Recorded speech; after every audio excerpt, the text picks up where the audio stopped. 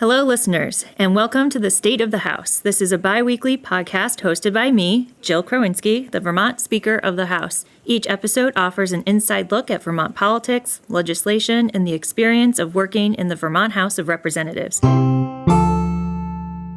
am so excited to have our State House Curator, David Schutz, here on the State of the House podcast. David, welcome. Thank you, Jill. It's great to have you here. It's great to be here. So first, let's start off. I'd love to hear about your job and what does your day-to-day look like. You've worked in this building for a long time, and I think it would be really interesting for people to know what is it like. I came 46 years ago. I was young. I'm 71 now. I was 26 when I first came to the State House, and I certainly did not recognize that I would still be here all these years later. It was my first job out of graduate school. I just finished getting my master's in history, and I'm a Midwesterner, so I came from Ohio. My parents my father was a college professor, and I had spent time in the summers in Vermont, but I wanted to live in New England. It didn't have to be Vermont at the time, but I loved Vermont. So I headed to the state, and they were advertising for a research assistant on a project that was acknowledging for the very first time that the State House might be a museum. So the whole purpose of the grant, it was a grant from the National Endowment for the Arts, was to study the building and recommend to the legislature ways that the building could be operated as a museum. And we called it the M word because at the time, we were afraid to talk too much about the project because there were, at that time, a lot of people who didn't particularly agree that it was a museum. They knew a lot of people came to visit, but they didn't see it that way. And they had just been through a big modernization of the building. And the Sergeant-at-Arms at the time was especially not friendly to the project. So I inventoried everything in the building as the research assistant to a Dartmouth art historian, and he supervised the project, and the Arts Council was the vehicle for, I worked essentially for the Vermont Arts Council for this project. Anyway, long story short, they had 3 recommendations: to restore the building, to set up a curator, and to begin to manage the State House as though it were a museum. And that's always been central to my existence, but it took 5 more years before they agreed to have a curator because of the Sergeant-at-Arms. Once he passed from the scene, they immediately hired me. Now, if they had hired a curator right then and there, it would not have been me because I didn't have the experience. So in a way, it worked to my advantage. I stuck with the project. I had other work to pay the bills with the Arts Council, and I did other curatorial kinds of things. But because I stuck with the project for the next 5 to 6 years, I was still around. And by that time, there was nobody who knew the building better than me. So I had been training tour guides, the first tour guides that the State House had had. And we went from there. It is among the top 3 most visited sites in Vermont, Ben & Jerry's and the Shelburne Museum being the other 2. So we get over 150,000 visitors per year. And I'm very proud that our staff is very lean and small. We only have 2-3 people that operate this with the Sergeant at Arms as our very active partners, and the Capitol Police. There are so many people now who have bought into the State House being a museum that we don't have boundaries anymore. We all work very much as a team.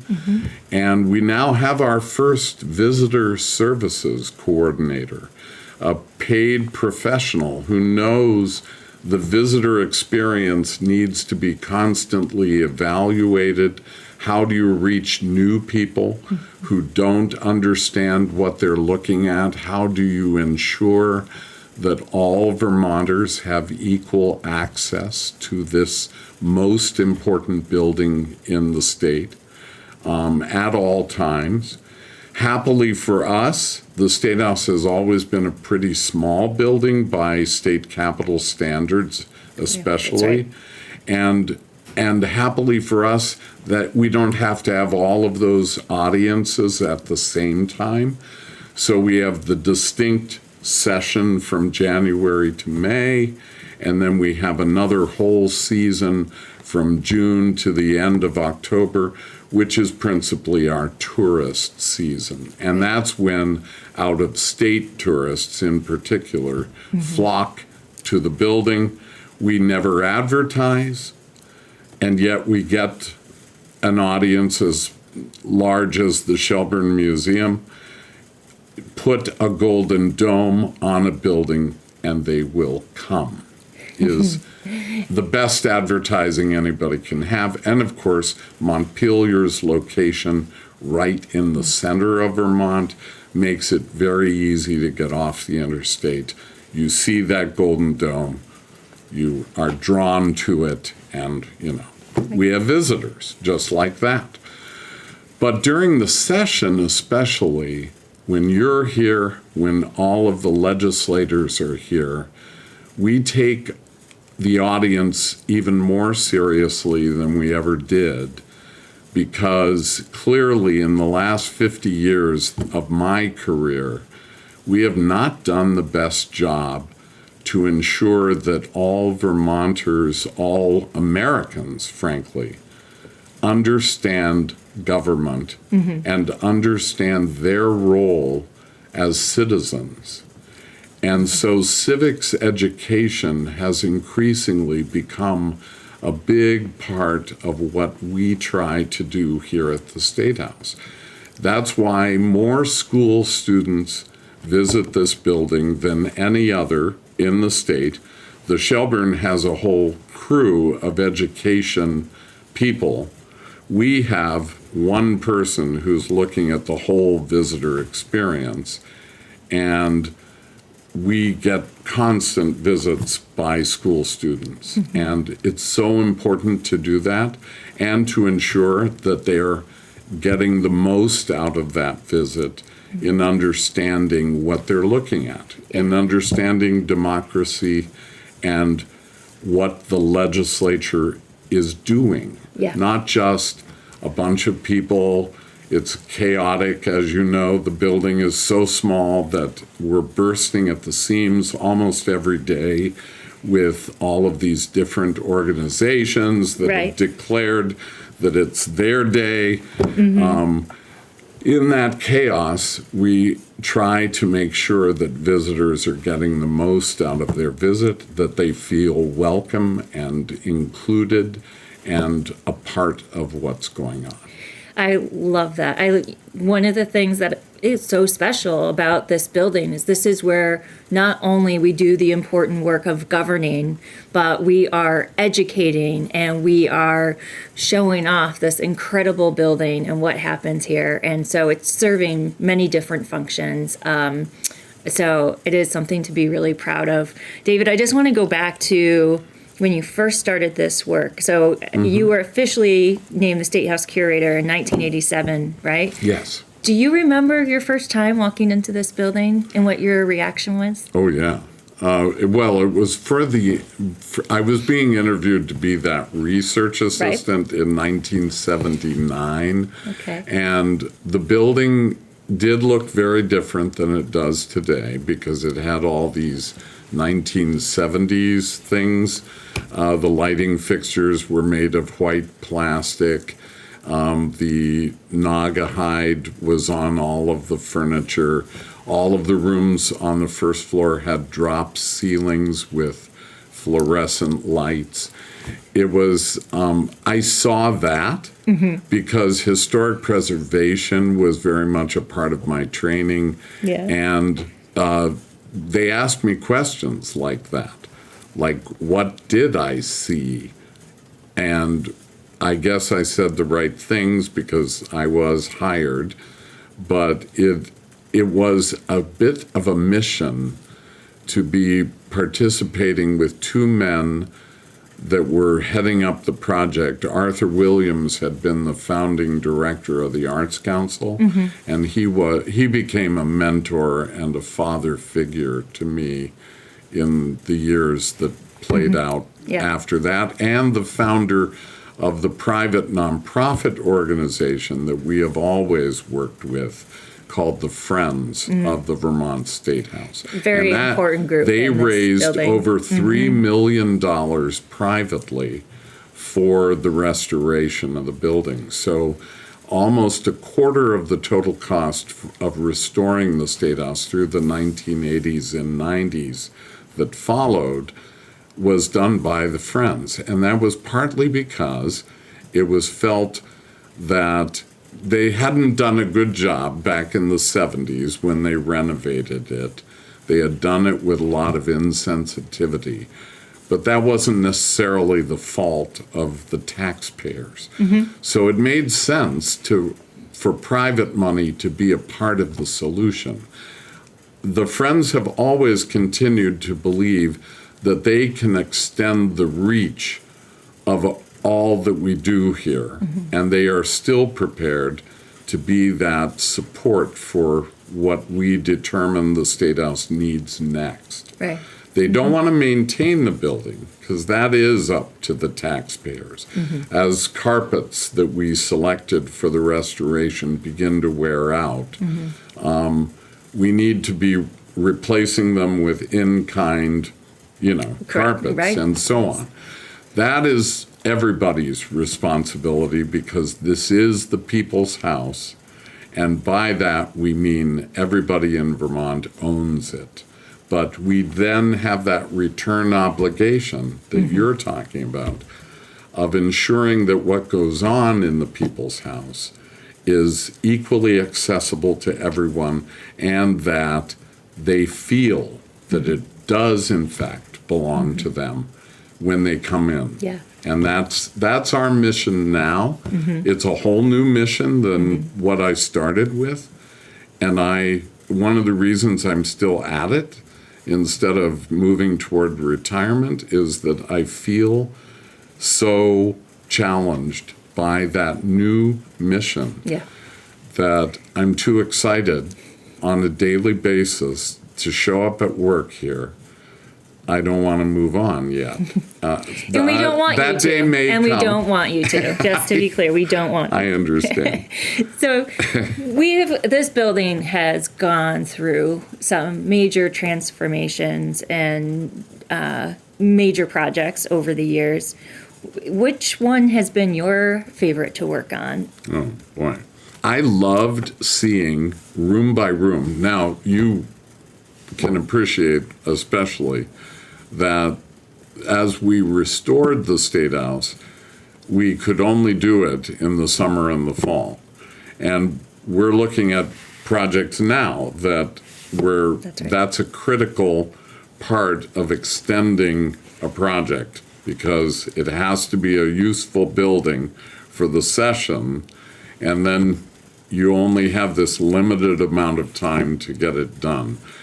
When the house was restored, I will never forget the house chamber itself, removing all the desks, all the chairs, so that there was absolutely no furniture in that room, if you can imagine. and rolling out this carpet that had been ordered as a replica of the 19th century carpet, a carpet that was controversial at the time because people, I still remember, felt that we were bringing the bordello look to the State House. I remember those words particularly. We would shoot back, how is it that you know what a bordello looks like? But that bright red and gold carpet was such a shock for a lot of people. So shocking that it scared people over in the Senate. And for the next 7 years, we were working on other parts of the building in an effort to stay away from the Senate chamber because they didn't want that to happen to them. Now, they had a green carpet, just a solid green carpet on their floor. Yeah. And today, it's a green and ivory and gold and burgundy carpet in the same tradition as the house carpet. And nobody thinks a thing about it. But at the time, in the early and mid 90s, when we were doing these things, it was hard for people, the change. Yeah. And I loved the mission and the zeal that we had for returning the 19th century to this building visually. But I think over time, the thing that has eclipsed that for me is how people respond to this building in general, just simply not worrying about periods and things like that, but simply believing this is an authentic building. That's really what the restoration was about, was bringing back the authenticity of an earlier time. And if you don't worry about whether it's your taste, you worry about whether it is true. And that authenticity and truthfulness is exactly what every government building needs to be infused with, because it translates to what is happening in the building as well. Yeah, absolutely. And that is the connection that I never could have done as a younger person. But as an older person who's witnessed a lot going on here, I have such admiration and faith in this institution within the State House. And I get angry when I hear people who are clearly anti-government because I don't think they understand government. There's no way they could be anti-government if they understood that the government is us. And that's the reason that the newer mission of connecting people with government, understanding what their role in government is as citizens and in a democracy, all of that is so vital. We've lost a lot of people who simply don't understand what that is. And that's become a far greater mission than worrying about whether the carpet is of a certain style. Yes, yeah. You know. But they kind of go together at the same time. Right. The grandeur is supposed to inspire you as well. I first walked into this building in 2003 and was so struck by how open it was. I could just walk into a committee room and follow along what a committee was taking testimony on. I could sit in the House chamber. So special. And every time I walk into this building, it never gets old. And I was trained early on coming into this building that this is not only a workplace, but it is a museum. And that is to be respected. And so you did good work there. Thank you, Jill.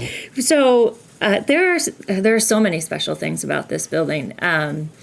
I'm wondering if you can talk about, I was going to say recently, but it's probably past recent at this point, but Ceres, Yeah. the goddess of agriculture. Gotta be on the a top. high point for me. Yep. Literally. Literally a high Very point. high point, yes. But you oversaw the restoration. I did. Yeah. Could you talk just a little bit about yeah. that? Because that's also very special. Very emotional project for me because I think I felt, frankly, in 2018, so that was 2018. We do have to always remind ourselves sometimes of the dates of these things because, yes. of course, 2019 is when, of course, we started sliding toward a pandemic. And everything pre-pandemic, I see in this blurry focus because we are in such a different place now. I do call it the before times. Totally. Yeah. Totally. And it's history. Yeah. I mean, we're living history clearly as we come through these times. But getting back to the 2018 thing, lifting the old statue off the top was actually, I think it was 2 or 3 days ago, that it was the 7th anniversary of that occurrence. Wow. Because it popped up in my Facebook feed. Oh, did it? As a memory Yeah, of so incredible. lifting it off. I can't imagine how stressful that was. And it was stressful, but we knew the statue was bad enough that it was not going back. Mm-hmm. So by lifting it off, we were starting the process of determining how we were going to be able to replicate a new statue and one that would hold up to the elements better than the old one. A lot of people are always surprised to hear that the statues have always been made of wood. Mm-hmm. So any wood statue in a location like that is clearly not going to last beyond 80 years. 80 years was the lifetime of the first one, which was replaced in the 1930s by the one that we lifted off 7 years ago. And that had been whittled by the Sergeant-at-Arms, an 87-year-old man. And we have the comical photograph down in the main lobby that tells the story of the statue. And in that, you can see him sitting next to his newly crafted head, which in turn is next to the rotted head of the original. And the new head looked more like him than it looked like the old statue that he was trying to create. So we made sure that the third statue, the brand new one, was going to hold up and was done by artists who knew what they were doing. So we put out an RFP. We selected Chris Miller and Jerry Williams of the Barry granite carving community. Mm-hmm. And they did an incredible job. She's made of mahogany this time, mm-hmm. with a hollow so that she doesn't build up water. The old statue had been completely waterlogged, and that old statue's head is now on display in the museum next door. But the new statue, we're getting very close to lifting her off, mm-hmm. which is how she was designed, mm-hmm. and bringing her down to the ground for routine maintenance. Wow. Nobody could have done that before. Right. But she's standing on a stainless steel plate that can be lifted off the top and brought to the ground. We'll clean her up, do things to her that are going to ensure that she's protected, mm-hmm. for another 7 years. And we're getting close to doing that. Wow. Probably not this year, but in the next couple years, mm-hmm. we'll be bringing her down, mm-hmm. for routine maintenance. Yeah. So, little fun fact, but I believe that your face has a connection in this statue. Can you talk about that? Yes, just before the statue was lifted in that joyous environment. I'm sure you remember the huge crowd of people out in front of the State House on a cold November day. This was literally the snow would soon be arriving, and we were literally getting her up on top of the building at the last minute because it took so long, many months, to create that statue. Just before she was lifted off, Chris Miller came over to me and he asked me to come around to look at the back of the statue. And he said, "Look up there." And he pointed to my face, which had been carved into the sheaf of wheat that she is holding in her arm. We call it the gargoyle, and it is in the tradition, of course, of strange stonemasons and other people ending up in places like cathedrals and state capitol buildings. I love that much. It is pretty nice to be up there so sweet. in a quiet way. Yes, nobody can really see it. When she comes down, we'll see it again. There we but go. Not until then, probably. Wow. So there are other interesting, fun facts about the building. What are some of the favorites? You must have given hundreds of thousands of tours of this building at this point. What are some of the favorites? It's so interesting that you're asking me that and acknowledging the zillions of tours that I've given. Yes. Because I was just saying to my wife yesterday that I was so completely touched by a tour that I gave literally just days ago, Jill. And, it gets folded into zillions of tours. But one of the members came up to me, as they often do, in the lunch line. And she was with a young man who had a developmental disability. And he was super excited because she said that maybe, just maybe, I could take him into the dome. Now, very carefully, I need to tell your audience that this is not a routine thing that we do. That's right. The dome is a wooden dome for that wooden statue, and it is very inaccessible. It is really not an easy place to visit. And it has this staircase that winds all the way up to the top, and you go through a trap door to emerge at the very tip top, at the feet, essentially, of the statue of agriculture that is up there. And the member knew that she was pushing me, but in the moment, I looked at this guy who was incredibly excited about being in the State House, and I just decided then and there that I would take him. So we made an appointment. This was like weeks later. They had an ice cream social out in the cafeteria, and I was to meet them at the ice cream social, and we would do the honors. He turned into this amazing person. As you can see, I'm getting emotional because the excitement that he experienced was transcendent.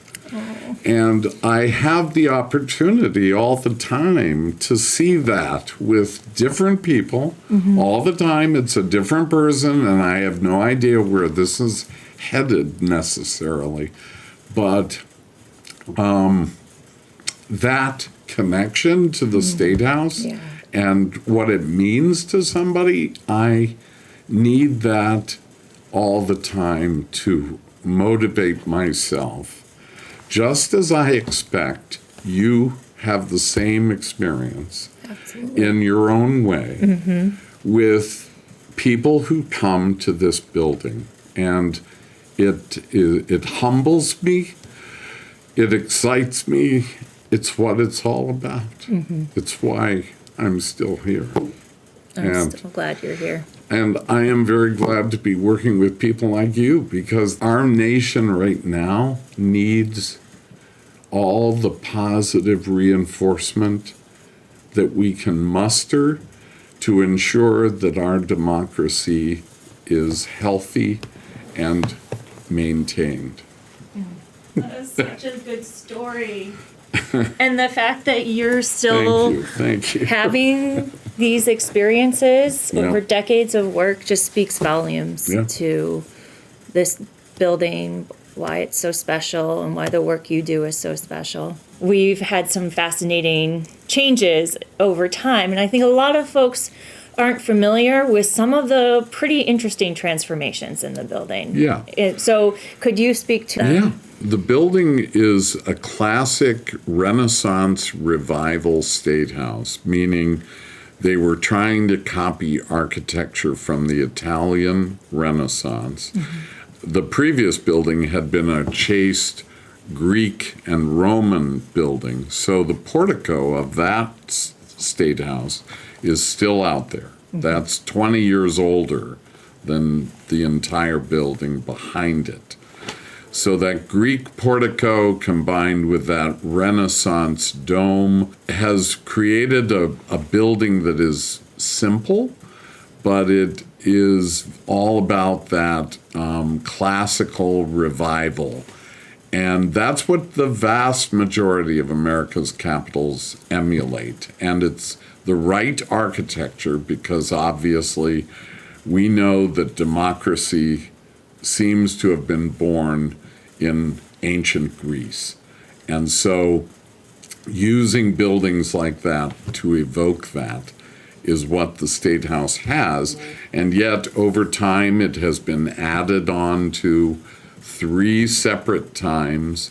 And each time they've moved, for example, the Cedar Creek Room itself is now a reception room of the late 19th century, but they could move the State Library, which had been in that location, into a new wing, from which it has since moved again, because that new wing now is where most of the House committees are located, in where the book stacks used to be. And the reading room of that library has that beautiful fireplace with the marble samples on it, what we still call the card room. That's right. The card room is, as you well know, the hub of the State House during the session, because it's a traffic center.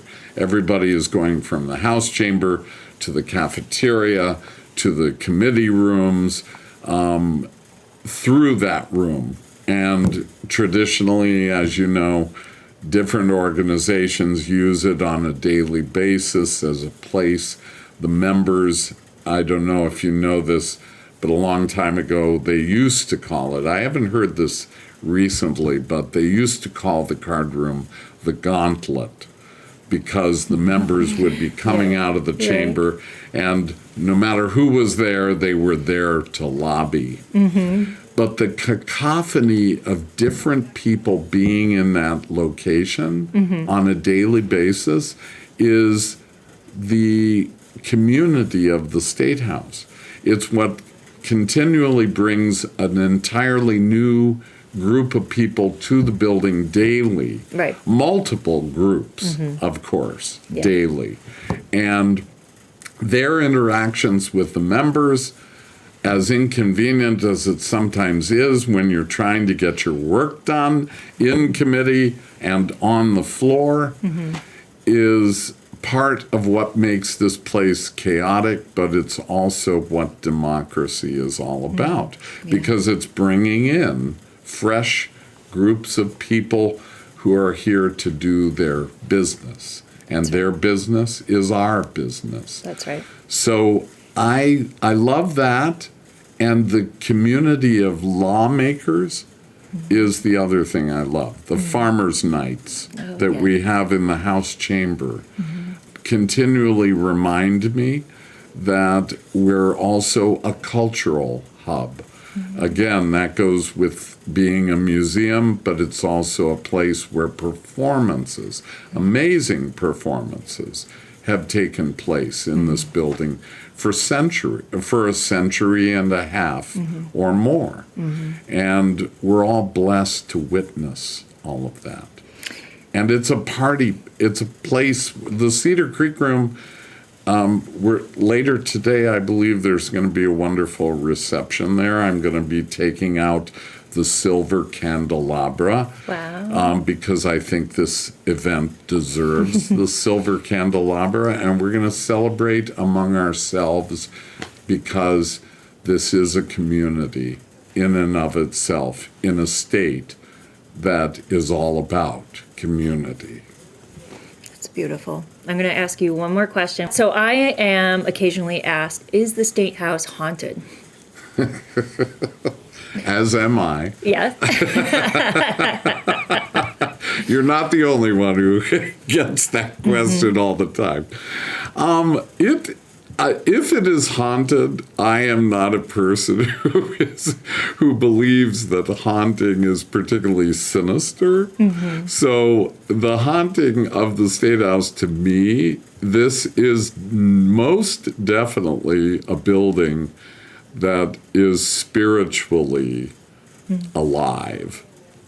And that, I would say, is what we're talking about. I don't know of ghosts in the way that we think of ghosts. I don't believe that I have encountered anything like that, nor have I heard very many stories about that, with the exception maybe of, I think, the Aiken window, if you know about that.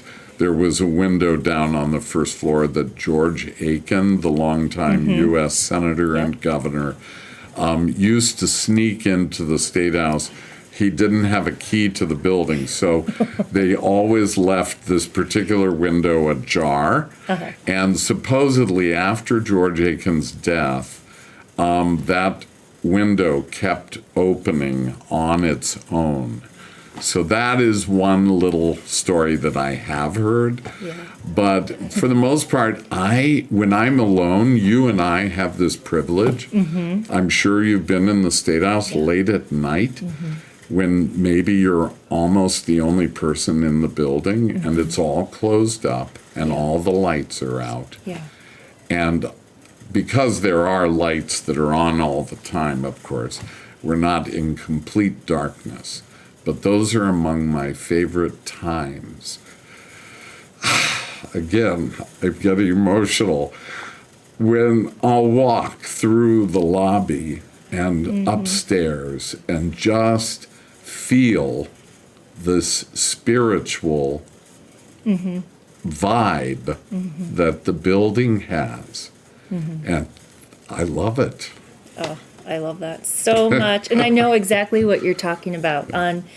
There have been days where we've had very long debates and over things that we so deeply care about. And I will be one of the last people in the building, and I'll take a moment just to stop by the podium on my way out. And just stand there for a moment and take it in. And there's just a presence, and it's not, I wouldn't say it's ghost, but there's a presence in the room of commitment and love for our state, and it's very special. I do agree. And I will say, I should get some credit. I have not broken anything in this building yet, as opposed to my predecessor. So have to get that in there. Of course. Nor would I ever expect that of you, Jill. Never. David, thank you so much for being on the podcast, and thank you so much for all you do. Appreciate you. Thank you for having me.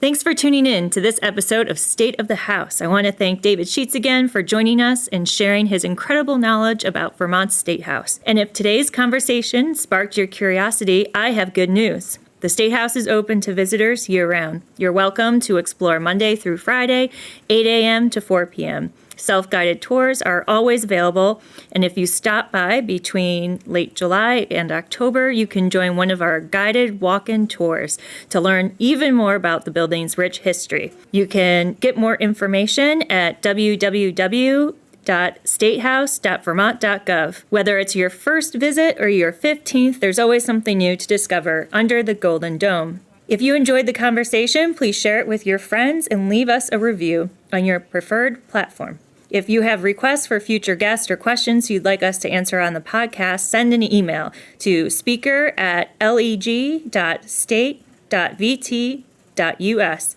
This episode was produced and edited by Molly Moore and hosted by me, Jill Krowinski. Thanks for listening, and we'll see you next time.